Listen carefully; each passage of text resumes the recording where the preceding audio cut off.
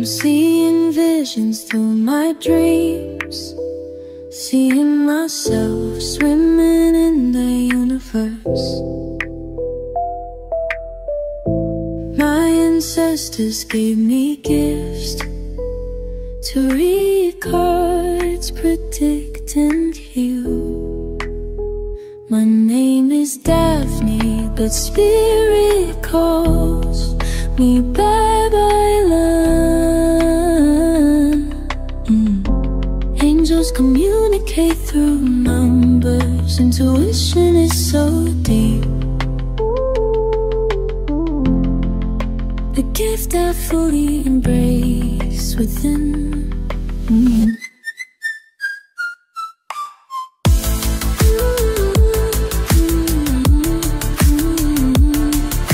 Hello po Taurus, welcome po sa inyong reading. So this is for May of 2025 reading.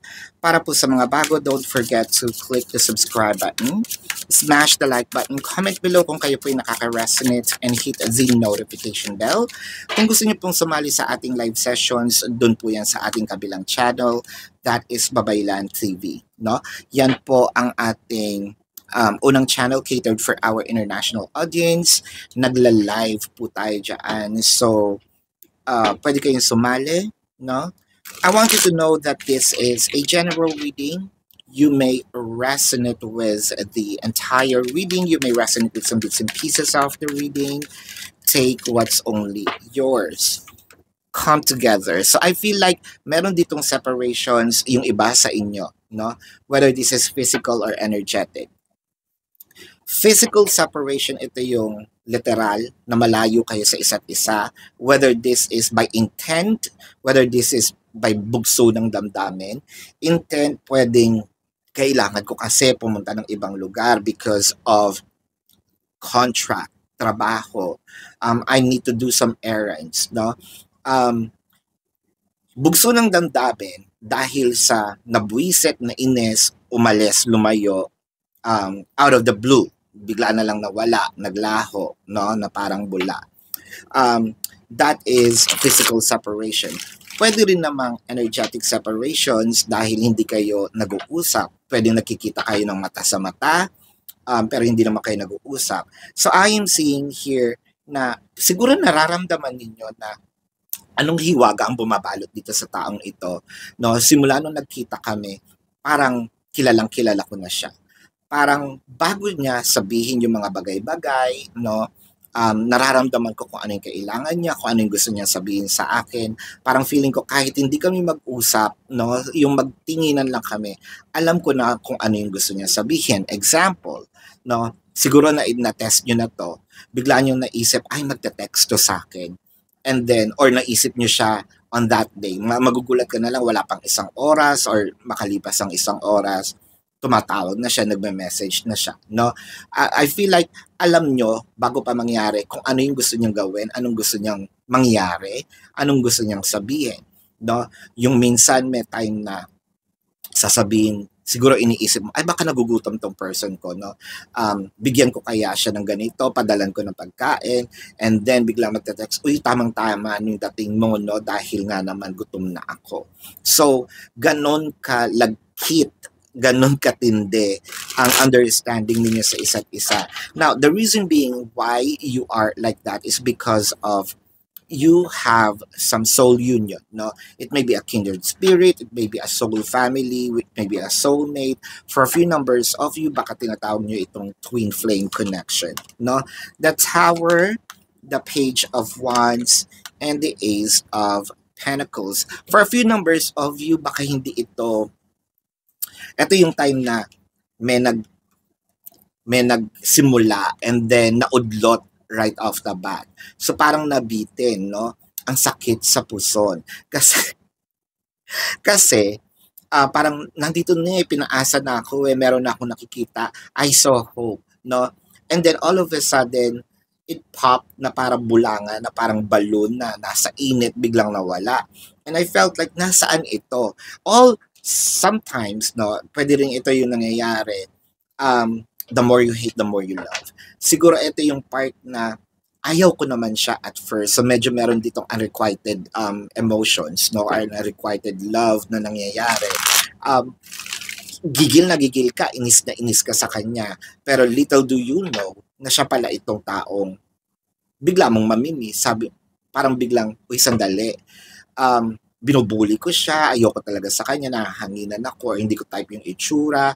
Pero doon sa process, no, while you are on the journey, dumating yung time na bigla siyang nawala, and then it felt like, uy, sandali.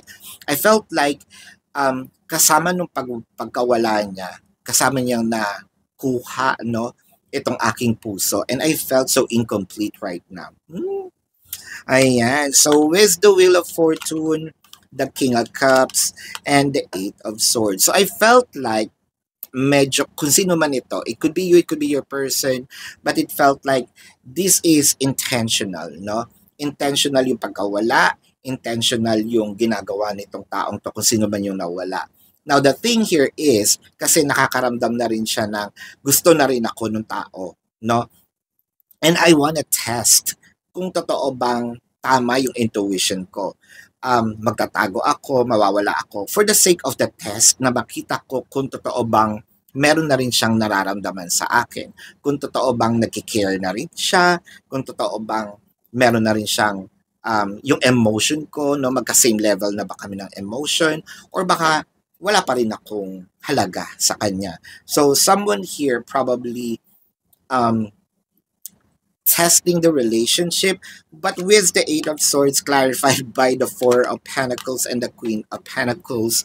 Naku, parang ginawa nito, I'm giving all my best, and then, nung parang feeling kong hindi umaandar yung relationship, I suddenly removed myself into the equation, and then, syempre, no, itong mga binigay, whether this is gift, time, energy, effort, concern, love, parang sandali, hindi na ako sanay, no? Hindi na ako sanay ng ako lang mag-isa. Hindi ako sanay nang wala akong binubuli. Hindi ako sanay nang hindi ako naiinis. So, it kind of make me feel na itong relationship na ito, it started from really, no, na hindi masyadong ganun ka stable dahil merong ibang emotion, no, na nagdo-dominate. Some others, no, yung unang emotions or feelings is more of libog, di ba? What I'm seeing is what I like, and initially, no, parang kung ano yung nakikita ko, parang I'm attracted to it, and I think that's, you know, human nature. But then again, this is not it. This is, you know, yung kabaligtaran. Kasi ayaw ko nga, there's pushback, no? 10 of Cups, the 7 of Cups, and the 2 of Swords. So, ang nangyayari dito, kasi parang siguro kung sino man itong nag-pull back, nag-remove ng kanyang energy dito sa equation, I feel like, kasi sinasabi nito na, baka naman kasi hindi ako type, or baka iba talaga yung type niya, or baka meron siyang nilalanding iba, or baka meron siya bang tipo, and I feel so hopeless, no, para matapos na rin itong kabaliwan kong ito, para matapos na rin itong kagagahan or kagaguhan kong ito, no, with the 10 of Cups, kasi parang the more na papahabain ko pa itong emotion, itong nararamdaman ko, the more that I feel like baka masaktan lang ako. So, mas unahin ko na yung sakit ngayon para at least I come with the healing. Pero, so, yun yung dahilan bakit niya pinull out, no? Damit. Pinull out yung kanyang energies dito sa nangyayari sa inyo. Bakit siya biglang nanahimik, no? Let's get some message from the universe. The 3 of Cups, the Knight of Wands, the Emperor. So I felt like meron ditong taong nasabi, I feel so powerless dito sa relationship namin or dito sa situationship namin. Chances are na dito yung no label situation wherein merong taong nagbibigay ng kanyang attention, affection, care, and then parang nababaliwala. So parang feeling niya wala akong power dito sa nangyayari. So I feel like parang wala akong halaga. So I'm pull back my energy and all of a sudden, parang naaligaga ngayon itong taong biglang nawalan. Yung kumbaga may nawala sa buhay niya, no? So ito yung nangyayari. But I felt like the ending of this, no, parang magkakaroon dito na parang division of labor. I feel like merong date na mangyayari dito and that will be the start of yung fluidity no, nitong relationship na ito. This is your reading, Taurus. Let's check the zodiac sign of your person. Pero bago po yan, I want you to know na dun po sa ating kabilang channel, Babaylan TV. Yan po ang ating unang channel catered for our international audience. Nagla-live po tayo dyan. Pwede po kayong sumali. But then again, kung hindi nyo po maabutan, pwede naman kayo magtanong dito sa ating comment section as long as yung question po is answerable by yes or no. Pero kung hindi po kayo papatulugin ng yes or no na sagot lang, dumiretso na po kayo dun sa ating website. That is on the description box ng video na ito. So, click the link, you will be routed to my website. Nandun po yung name, number, QR code, amount per questions for your reference. Take advantage of the 4 questions plus 1.